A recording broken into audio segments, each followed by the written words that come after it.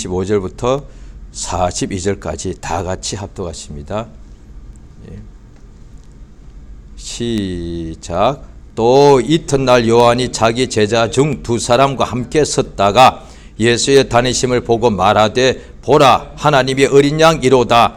두 제자가 그의 말을 듣고 예수를 쫓거늘 예수께서 돌이켜 그 쫓는 것을 보시고 물어 가라사대 무엇을 구하느냐 가로되 랍비여 어디 계시오니까 하니 랍비는 번역하면 선생이라. 예수께서 가라사대 와 보라. 그러므로 저희가 가서 계신 데를 보고 그날 함께 거하니 때가 제10전 되었더라. 요한의 말을 듣고 예수를 쫓는 두 사람 중에 하나는 시몬 베드로의 형제 안드레라. 그가 먼저 자기의 형제 시몬을 찾아 말하되 우리가 메시아를 만났다 하고, 메시아는 번역하면 그리스도라. 데리고 예수께로 오니 예수께서 보시고 가라사대 내가 요한의 아들 시몬이니 장차 게바라 하리라 하시니라. 게바는 번역하면 베드로라. 아멘. 하나님은 스스로 계십니다. 그 하나님께서 인생들을 창조하시고 사람들에게 하나님께서 그의 천사를 보내어서 하나님의 말씀을 이렇게 듣게 해주십니다. 그래야 하나님의 말씀을 받은 사람들은 예수께서 말씀하실 때 성경에 기록되어 있기를 하나님의 말씀을 받은 사람은 신이라고 하지 않았느냐. 그러니까 하나님의 말씀을 받으면 신과 같은 신적 권위가 생기는 거죠. 왜냐하니 그 말씀이 하나님의 말씀이고 영원전부터 홀로 계신 모든 만물의 창조주고 주인 되시고 주관자 되시는 그 하나님의 말씀, 만유의 주가 되시는 하나님의 말씀을 받으면 사람인데도 신과 같은 권위가 생긴다는 역사가 있습니다. 그래서 예수님께서 우리 하나님께서 인생들 중에 하나님이 원하시는 자를 택하셔서 그들에게 하나님의 천사를 보내어서 하나님의 말씀을 듣게 해주시는데 그 말씀을 들음으로 받아들인 사람은 구별되는 것이죠. 그러니까 세상에 사람들이 많이 있죠. 그렇지. 세상은 먼지로 되어 있고 또 인간의 육체도 그 흙으로 이루어져 지음받았는데 그 많은 사람 중에 하나님의 말씀을 받아들이는 사람은 그 사람들 속에서 구별됩니다. 거룩하게 된다는 것이죠. 완전히 10,000명 중에 한 사람이라도 그 말씀을 받아들이면 구별되는 것이죠. 거룩하게 되어서 그러니까 이 세상에서 세상에 여전히 있지만은 세상에 여전히 똑같은 집에 살고 똑같은 직장을 다니고 똑같은 일터에서 농사일을 한달지라도 구별됩니다. 그래서 거룩하게 되어서 항상 하나님의 거룩한 영광을 보게 됩니다. 그러니까 구별된 사람은 거룩하게 되었다는 뜻이죠. 그러니까 세상에서도 우리가 어떤 물건을 볼 때 더 좋은 것을 이렇게 따로 구별하지 않습니까? 그와 같이 하나님께서 구별하셨다는 데 대해서 거룩하다고 하는 거예요. 그러면 세상의 사람들은 구별되지 않는 모든 사람들은 당연히 세상의 영광을 보게 되겠죠. 그 눈에 세상의 영광이 많으니까 해의 영광도 있고 달의 영광도 있고 세상의 영광들이 또 봄이 되면 막 꽃들이 막 피어나죠. 그것도 영광이단 말이죠. 그리고 예수께서 말씀하실 때 솔로몬의 모든 영광으로도 이 꽃 하나만 갖지 못. 이 꽃도 보면 화초가 피어날 때 봄에 그것이 영광이단 말이에요. 그런데 그 꽃의 꽃 한 송이의 영광이 솔로몬의 모든 영광보다 낫다 이 말이에요. 예수께서 그렇게 말씀하시지요. 그런데 세상 사람들에게는 그런 모든 땅에 있는 영광이 보이지만은 거룩한 사람에게는 거룩한 영광이 보이더라는 거예요. 하나님의 영광이 보이는 거죠. 그래서 예수께서 내 말이 내가 믿으면 하나님의 영광을 보리라고 하지 않았느냐 이렇게 말씀하시는 거죠.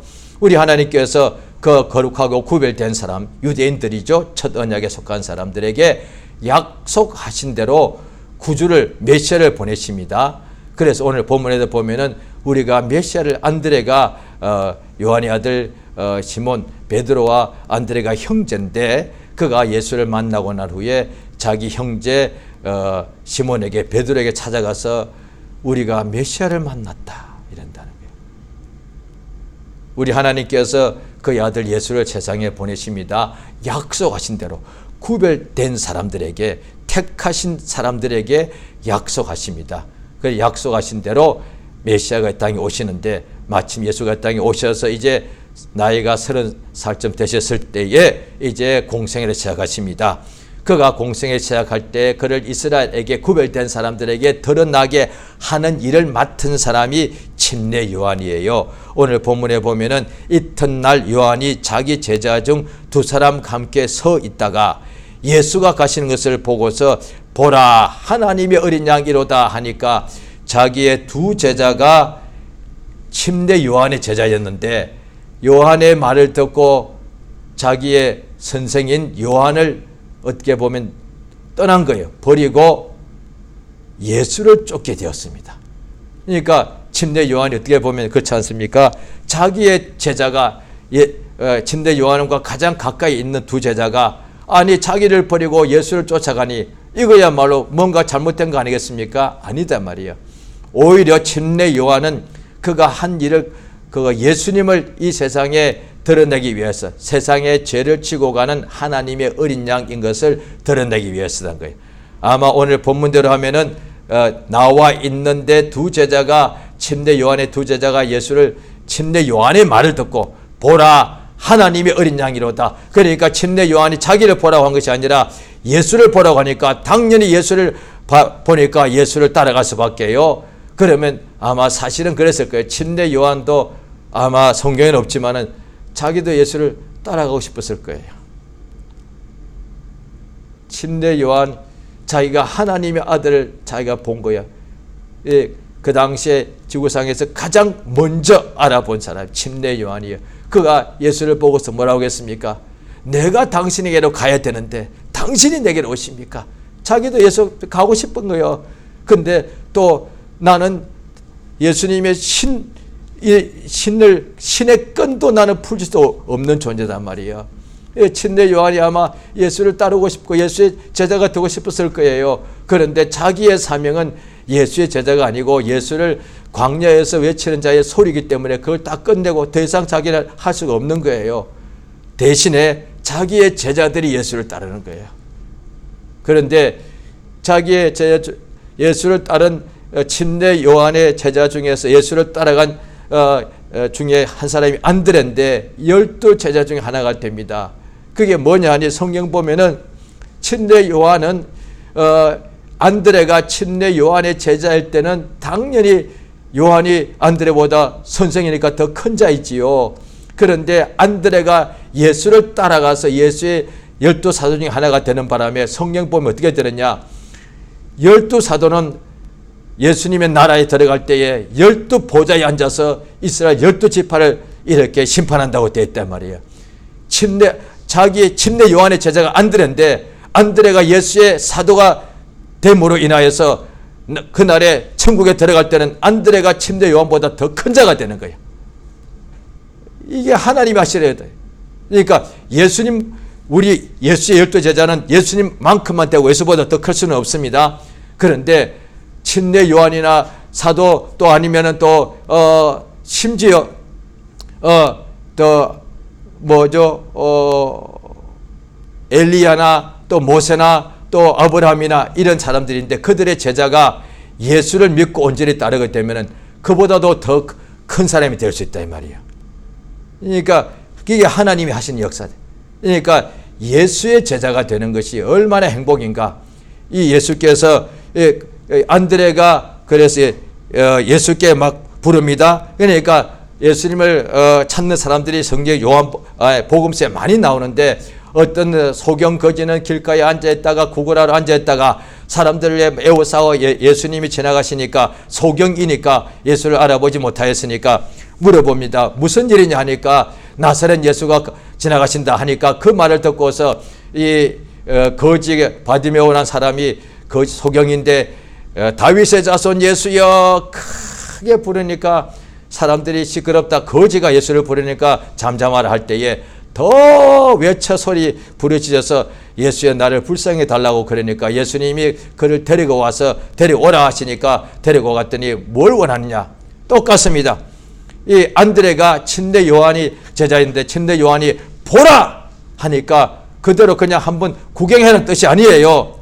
그를 바라보고 그를 믿고 따르라는 얘기죠. 그래, 태초부터 계신 말씀은 그냥 우리가 한번 구경했다? 아니에요. 요한 1서 1장 1절에 보면 태초부터 계신 말씀을 우리가 보고 만졌고 믿었다 이 말이에요. 성경에서 말하는 본다는 것은 하나님의 영광을 보는 것은 믿으니까 영광이 보인다는 거예요. 그냥 우리가 한번 구경했지 이 뜻 아니다 말이에요. 그러니까 예수를 믿는다는 뜻이에요.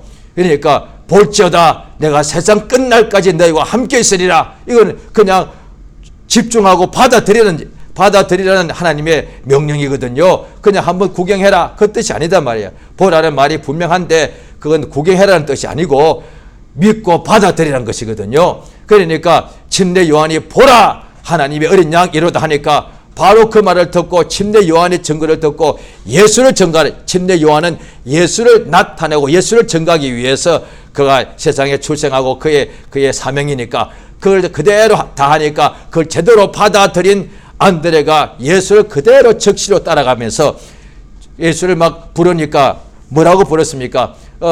랍비 어디 계십니까? 그러니까 다른 사람들은 소경은 예수의 나를 불쌍히 달라고 이렇게 했는데 이 사람 안드레는 랍비여 어디 계십니까? 이러니까 예수께서 와 보라 했단 말이에요. 응답하실 때. 그러니까 오늘날에 우리가 믿는 사람들이 우리는 이제 처음에 안드레는 잘 몰랐으니까 랍비라고 했죠. 이제 우리는 주 예수라고 이제 믿는 사람 부르게 되죠. 그런데 자기가 살다 보니까 예수가 육안에는 안 보이고 자기 환경은 더 힘들고 괴롭고 어려울 때 막막할 때 자기 앞에 그냥 어둠밖에 없을 때에 주님을 찾지 않습니까? 예수여 어디 계십니까? 이럴 수 있단 말이에요. 내가 이렇게 괴롭고 힘든데 도대체 어디 계시며 나의 소리를 듣고 계십니까? 왜 나를 참으로 기억하지 않으십니까? 왜 나오고 계십니까? 이렇게 예수를 찾을 수 있단 말이에요. 그럴 때 예수께서는 와 보라. 예수를 찾으니까 그래요. 와 나한테 와라. 그리고 나를 보라 하신단 말이에요. 그래서 예수께서 자기를 찾는 자들이 내게로 오라. 와서 예수를 보라는 거예요. 그래서 예수께서 와 보라 하시니까 그 말씀 듣고 안드레가 그대로 예수를 그날부터 쫓아서, 그러니까 예수께서 자기의 12사도를 예수님 공생에서 가장 먼저 한 것 중에 하나가 12사도를 부르시는데 그 이유가 그 목적이 성경에 다 나와 있습니다. 그러니까 예수께서 요한복음 15장에 보면은 성령이 오시면 진리의 성령이 오시면 그가 나를 증거하신다고 하셨는데 왜 진리에 대해 예수에 대해 증거해야만 그 예수를 증거하는 말을 듣고 사람들이 믿어야 영생을 얻게 되니까. 그런데 너희도 처음부터 나와 함께 있었으므로 나를 증거한다. 그러니까 처음부터 같이 있어야 하는 거예요. 예수의 증인이 되려면은 예수를 가장 잘 알아야 되고 예수를 알려면 예수를 같이 함께 있어야 되는 것이고 예수를 함께 있으려면 처음부터 함께 있는 사람이 예수를 가장 잘한다. 예수의 공생의 처음부터 끝까지. 그래서 사도행전 1장에 보게 되면은 12사도 중에 하나인 가룟 유다가 시험 들고 배반하여 자기의 직분을 버리고 갔죠. 그때에 대하여 예수의 제자들이 120명이 모여서 전혀 기도할 때에 성령이 오순절 날에 임하기 직전에 베드로가 일어나서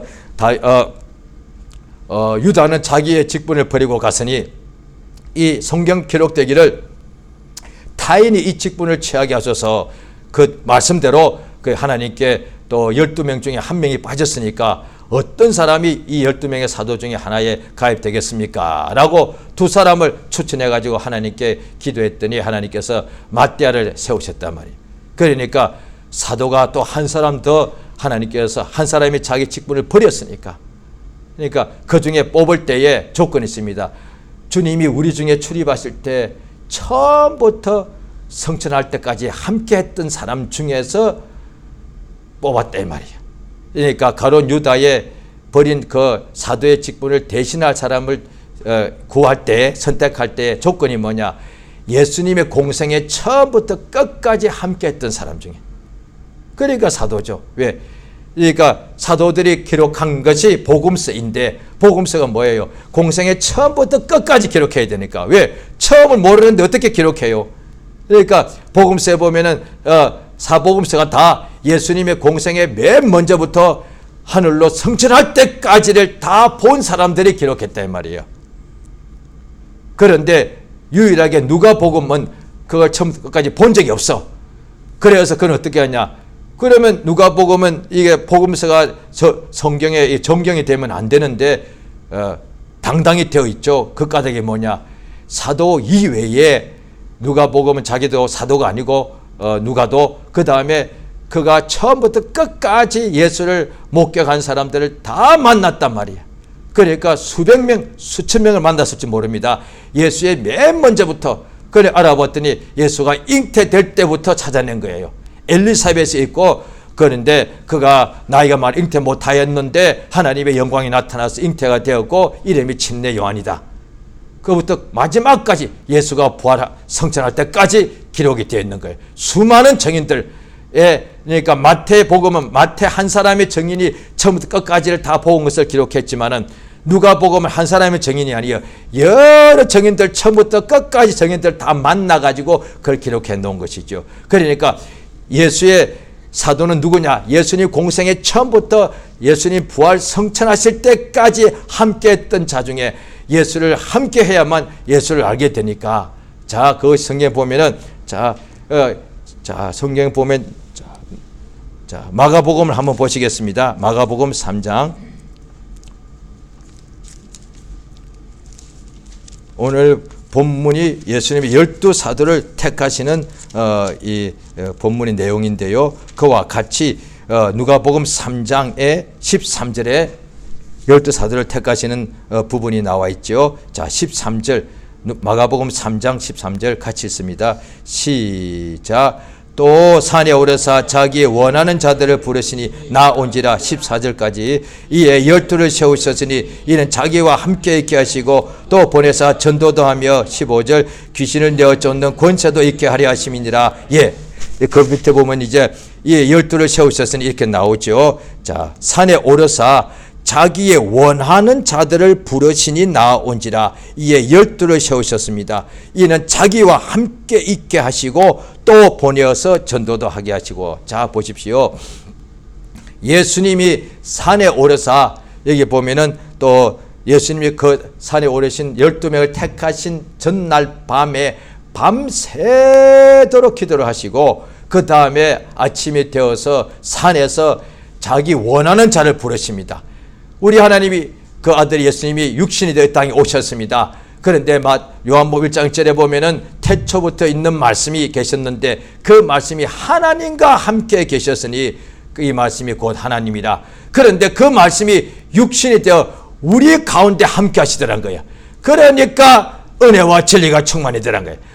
태초부터 계신 그 말씀이 태초부터 영원 전부터 하나님과 함께 있었기 때문에 그 말씀이 하나님이신데 그 말씀이 육신이 되어서 우리 가운데 함께 계시더란 거예요. 우리 가운데 거하신다. 우리와 함께 계시는 거예요. 태초부터 계신 그 말씀, 하나님과 함께 계셨던 그 말씀이 육신이 되어서 이제 우리와 함께 하더란 거예요. 이게 얼마나 은혜냐는 거예요. 하나님인데 영원 전부터 하나님과 함께 있던 그 태초에 계신 말씀, 그가 하나님과 함께 있던 말씀인데 그 말씀이 지금 우리와 함께 있더란 거예요.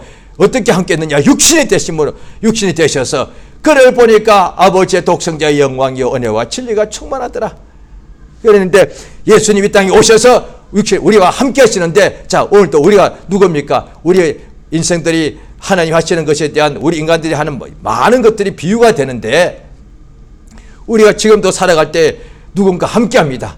혼자 있는 사람은 너무 외로워서 아마 그런 사람은 거의 없을 거예요. 불가능이니까 혼자 스스로 사는 것은. 그런데 하나님은 스스로 계신 거예요.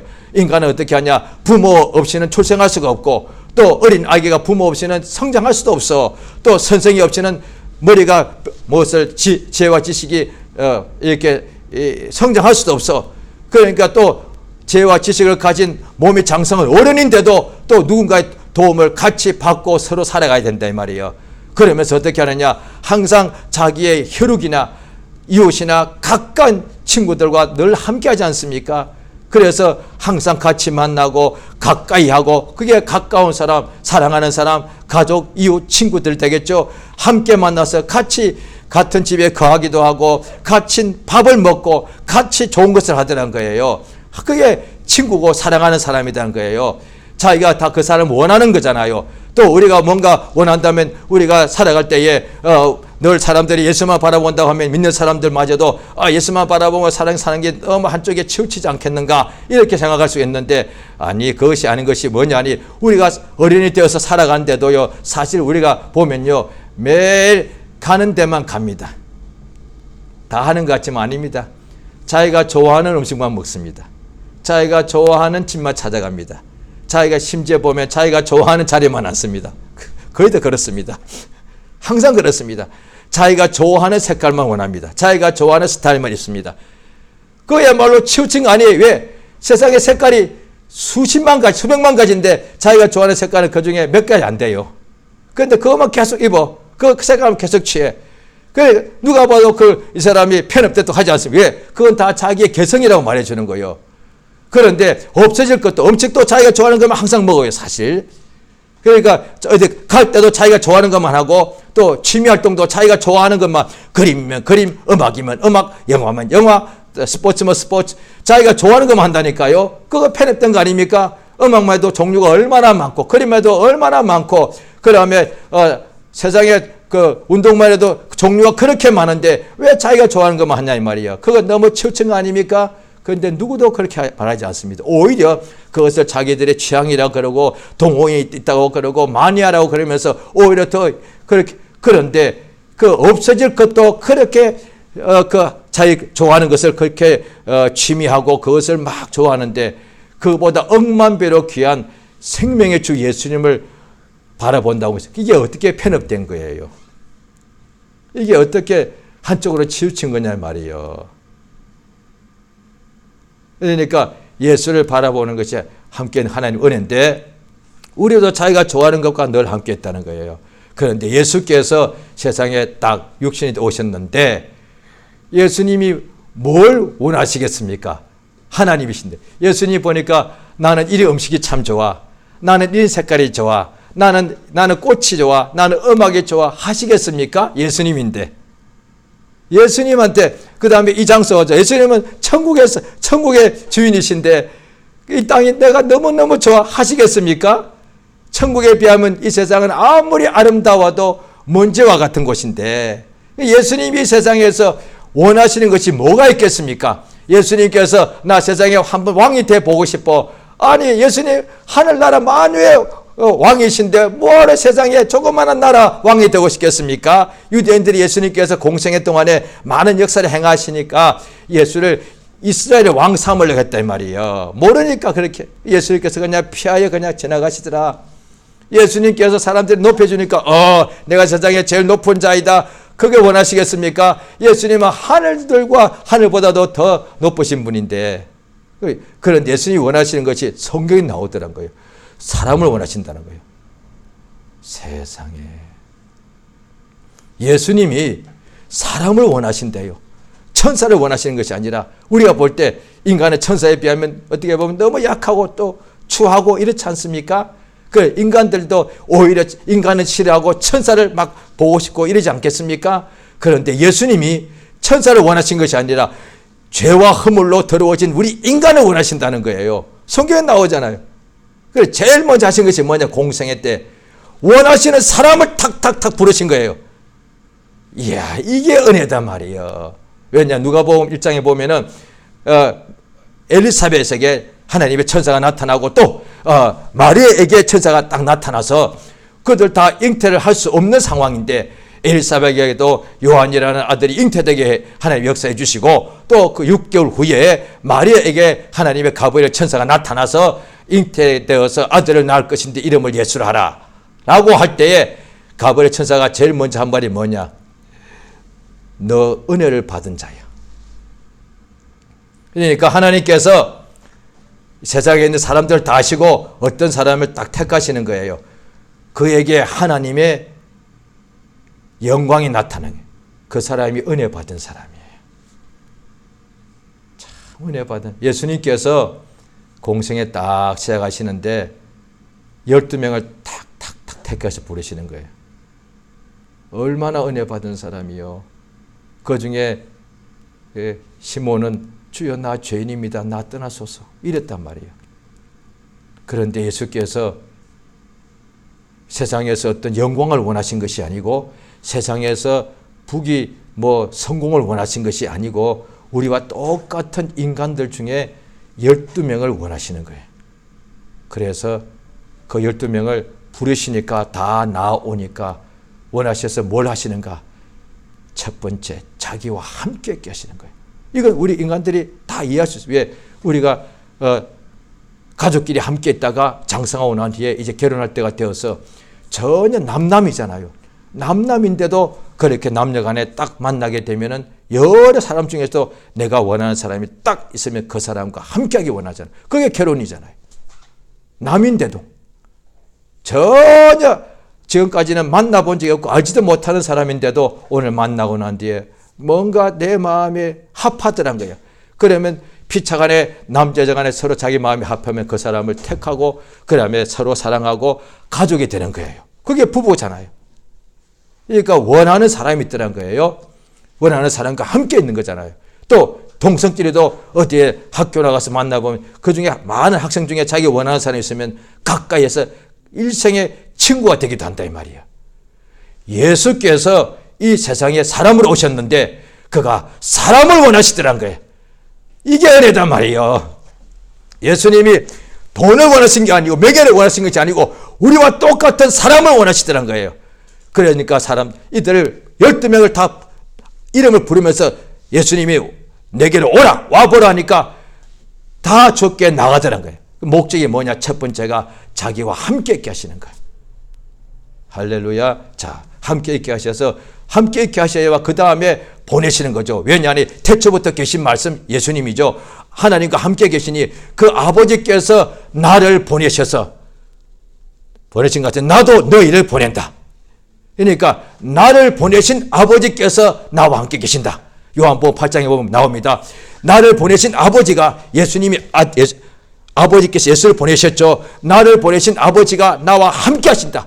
비록 예수가 이 땅에 사람으로 오셨지만 아버지께서 예수와 늘 함께 하신 거예요. 왜? 아버지가 예수를 보내셨으니까. 그러니까 예수께서 자기의 12제자를 가론유다 빼고 보내실 때도 어떻게 하느냐? 세상 끝날까지 내가 너희와 함께 한다. 왜? 예수가 보내었으니까. 할렐루야. 그래서 보내신 받은 사람이 복이 있는 거예요.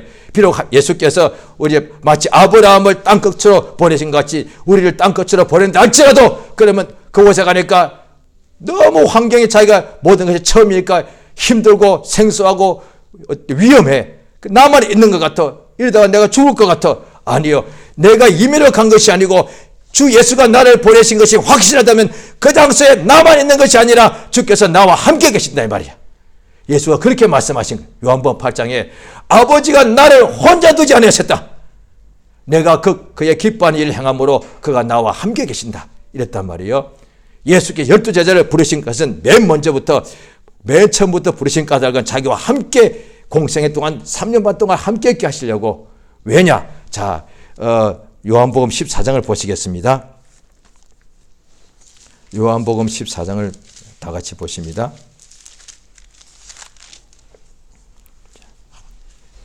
자, 요한복음 14장 8절입니다. 이제 같이 읽습니다. 시작. 빌립이 가로되 주여 아버지를 우리에게 보여 주옵소서 그리하면 족하겠나이다. 빌립이 하나님께 예수님께 간절히 기도했죠. 자, 예수가 어떻게 응답하시는지 9절 시작.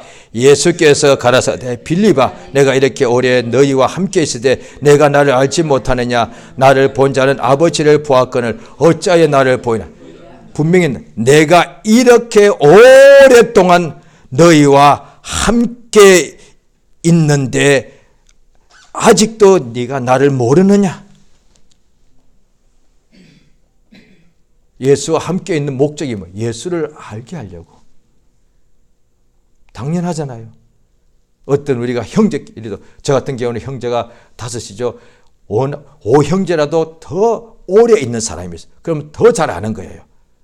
이를테면 이제 제가 어느 정도 나이 먹고 세상에 이제 떠날 때가 됐는데 혹시라도 저에 대해서 누군가가 이제 뭐 얘기하다 보니 이야기를 한다는 거예요. 제가 이제 죽었습니다. 그러면 이제 저희 혹시 장례집에 어떤 분들이 와서 한국식으로 하면 와서 이제 조문을 하겠죠. 그러면 저에 대해서 죽은 사람 이야기한다 합시다.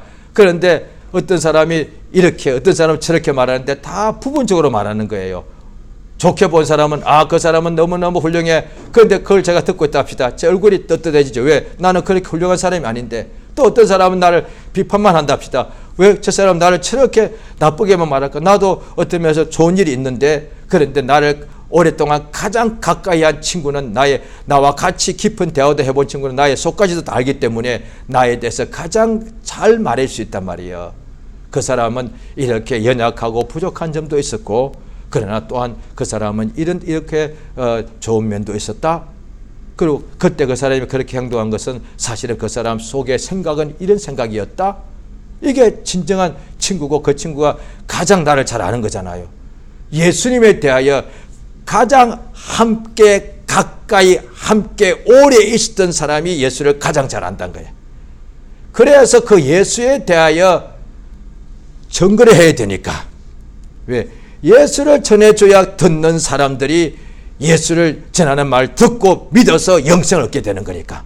예수께서 가장 먼저 공생의 동안에, 공생의 때, 예수님이 공생하시기 전에 예수와 함께 오래 있었던 사람들이 예수의 동생과 예수의 모친이죠. 30년 동안 있었어도 예수를 제대로 모르더란 거예요. 왜?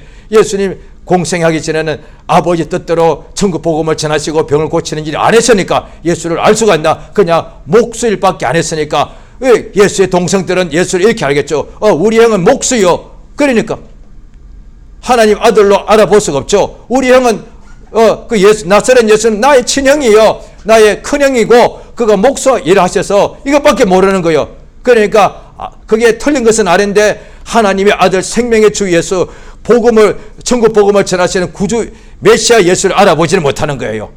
그러니까 오늘 본문에 보면은 안드레가 자기 형제 시몬에게 가서 뭐라 하느냐? 메시아를 만났다고 해줘야 되는 거예요. 메시아. 그 침례 요한이 자기 제자들에게 뭘 했냐? 저분이 메시아다 이 말이에요. 목수라는 것을 다 알아.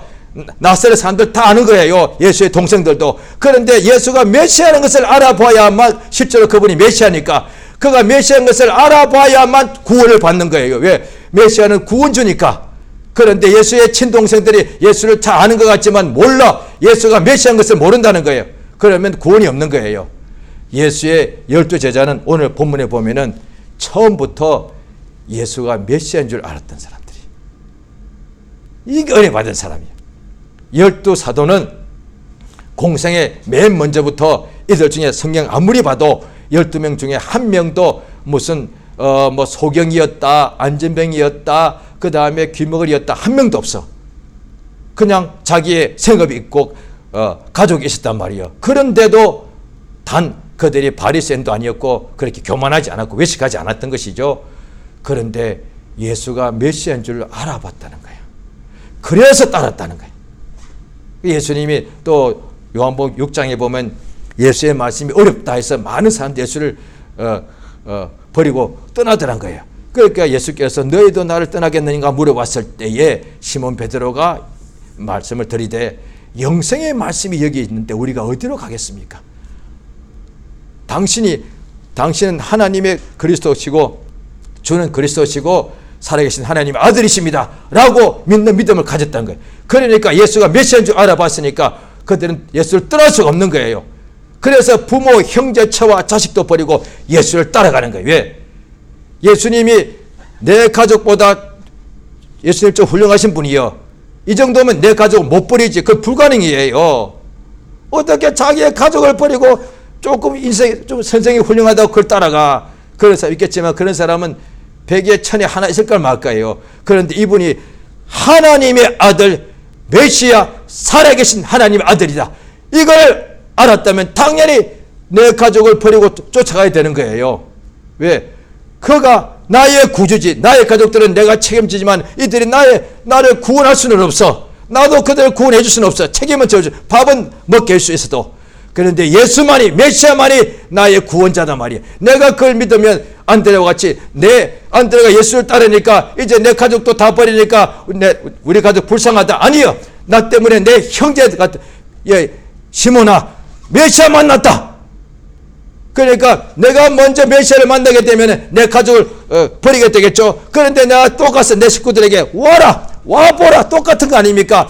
친내 요한도 예수님 보고 보라고 그랬고, 예수님도 자기를 부른 사람한테 와 보라 그랬고, 자기도 또 빌립도 또 나다나엘에 가서 와 보라. 왜? 내 형제, 내 친구, 내 이웃들에게 찾아가서 와서 예수를 보라고 했다는 거예요. 와 보라, 이분이 하나님의 어린 양이다. 이분이 세상 죄를 지고 가는 어린 양이고, 바로 이 예수가 당신의 죄, 나의 죄를 지고 가는 하나님의 어린 양 메시아다. 이 예수가 나의 구주고 이 예수가 당신의 구주다 라고 와서 보라 라고 말해줘야 되는 거예요. 이것이야말로 진정으로 친구를 사랑하는 것이고 형제를 사랑하는 것이다 이 말이에요. 예수께서 가장 먼저 하신 것이 자기가 원하시는 사람, 예수님이 원하시는 것이 맞죠. 왜냐하면 이 12명은 다 예수를 와 보라니까 그저 그 명령 듣고 예수를 따라가더란 거예요. 병 고침 받지도 않았는데 오늘날에 죽을 병 고침 받아서 또 보니까 뭐 그게 항상 옳은 건 아니지만 그런 현상이 있다 이 말이죠. 한동안 예수를 믿고 따라가다가 좀 세월 지나면 희미해지면 어떤 데는 다시 세상으로 갈 때도 있다 이 말이에요. 그건 이 사람들은 예수께 뭔가 하나님께 뭐 큰 빚진 것도 없어. 왜? 큰 병도 고침 받지 않았으니까. 그런데 예수가 딱 부르시니까 보고 이제 따라가더란 거예요. 예수님이 12명을 택하실 때 다 바로 알고 택하신 거죠. 그런데 한 사람으로 가룟 유다는 그런 하나님 앞에서 성경에 기록되어 있는 대로 자기 길을 간다고 되어 있으니까 나와 함께하는 자 중에 하나가 내게 뒤꿈치를 들었다 되어 있으니까, 그러니까 멀리 있는 자가 아니에요. 나와 성경에 이미 예언되어 있는 거니까 예수와 나와 함께 있는 자 중에 하나가 내게 대하여 뒤꿈치를 든다는 거예요. 배신한다고. 성경에 예언되어 있는 거니까. 어쩔 수 없는 거예요. 그대로 가야 되는 거니까. 그러니까 예수께서 제자는 누구냐? 예수께서 원하시는 사람이에요. 이게 얼마나 행복한 거예요.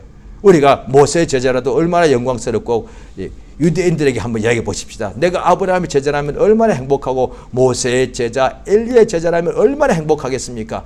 그런데 그 모세, 엘리야, 다윗, 그 다음에 아브라함 합친 것보다 더 큰 제자가 누구냐? 예수의 제자단 말이야. 이제 예수와 나도, 예수님 나를 원하시고 나를 부르시면 나도 예수와 함께 있고 싶은데 이제는 안 되잖아. 아니요. 예수가 뭐라고 하셨느냐? 내 말에 거하면은 내 참 제자가 된다. 오늘날 예수를 우리가 어떻게 알 수 있느냐? 눈에 볼 수가 없고 2000년 전 이들처럼 예수를 직접 만나서 볼 수거나 예수를 따라 예수와 함께 있고 싶어도 함께 하시 예수가 눈에 안 보여. 그럼 우리는 가장 불쌍한 자들인가? 아니요. 예수께서 자기와 함께 따라다니는 사람도 많았지만 예수를 배신하는 사람도 나왔다는 거예요. 그런데 진짜 제자는 예수와 함께 있는 건데 함께 있는 정도가 아니에요. 내 말에 거해야 진짜 내 제자다. 그러면 우리가 가능하다는 거예요. 가룟 유다보다 우리가 지금 벌써 더 나은 자죠. 그런데 우리가 앞으로도 예수의 말씀에 대로 살아가면은 예수를 알 것 아닙니까? 예수와 함께 오래 있어도 빌립아, 내가 이렇게 오랫동안 너희와 함께 있어도 내가 나를 알지 못하느냐? 우리는 예수와 육안으로 보고 육안으로 보지 못하고 같이 밥을 먹지는 않았어도 우리가 오늘날 예수의 말씀 안에 거하면은 예수를 오히려 빌립보다 더 아는 사람이 될 수 있다 이 말이야. 이것이 지금 우리를 부르시는 하나님의 음성이다 말.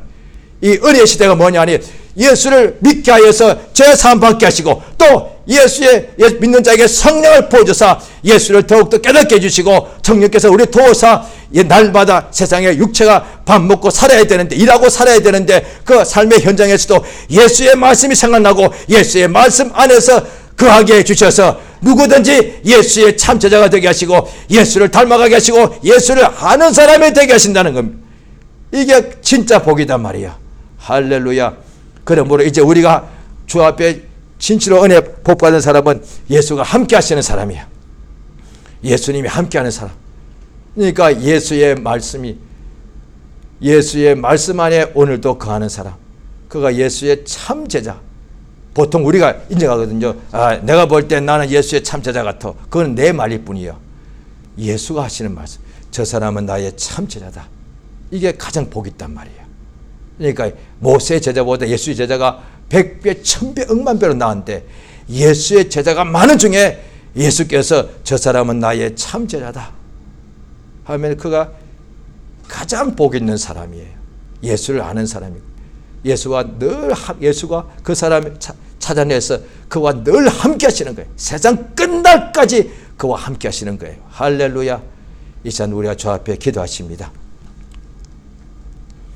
참으로 우리에게 성령을 충만히 역사해 주셔서 오늘도 예수의 말씀 안에 거하는 자, 우리가 어디 있든지 교회에 있든지 자기의 처소에 있든지 일터에 있든지 간에 젊을 때든지 늙을 때든지 또 좋을 때든지 나쁠 때든지 간에 항상 예수의 말씀 안에서 거하는 자 되어서 참으로 예수의 참제자가 되게 해달라고, 예수의 말씀 안에 거함으로 예수 안에 거하는 게 되어서 예수를 아는 사람, 진실로 예수님 늘 함께 하시는 복된 하루하루 일생이 되게 역사해 주사 평생에 예수를 알리고 증거하고 가르치는 일에 쓰임받는 하나님의 역사가 충만히 이루어지게 해달라고 이 시간 다 같이 예수 이름을 크게 한번 부르고 합심해서 기도하십니다.